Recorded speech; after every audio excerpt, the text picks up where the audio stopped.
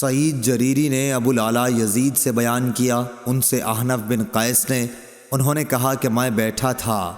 دوسری سند اور امام بخاری نے فرمایا کہ مجھ سے اسحاق بن منصور نے بیان کیا، انہوں نے کہا کہ ہم سے عبد الصمد بن عبد الوارث نے بیان کیا، انہوں نے کہا کہ مجھ سے میرے باپ نے بیان کیا، انہوں نے کہا کہ مجھ سے سعید جریری نے بیان کیا، کہا کہ ہم سے ابو الاعلیٰ بن شخیر نے بیان کیا، ان سے احنف بن قیس نے بیان کیا کہ میں قریش کی ایک مجلس میں بیٹھا ہوا تھا، اتنے میں سخت بال، موٹے کپڑے اور موٹی جھوٹی حالت میں ایک شخص آیا اور کھڑے ہو کر سلام کیا اور کہا کہ خزانہ جمع کرنے والوں کو اس پتھر کی بشارت ہو جو جہنم کی آگ میں تپایا جائے گا اور اس کی چھاتی کی بھٹنی پر رکھ دیا جائے گا جو مونڈھے کی طرف سے پار ہو جائے گا، اور مونڈھے کی پتلی ہڈی پر رکھ دیا جائے گا تو سینے کی طرف پار ہو جائے گا، اس طرح وہ پتھر برابر ڈھلکتا رہے گا۔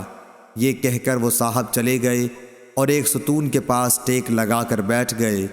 میں بھی ان کے ساتھ چلا اور ان کے قریب بیٹھ گیا۔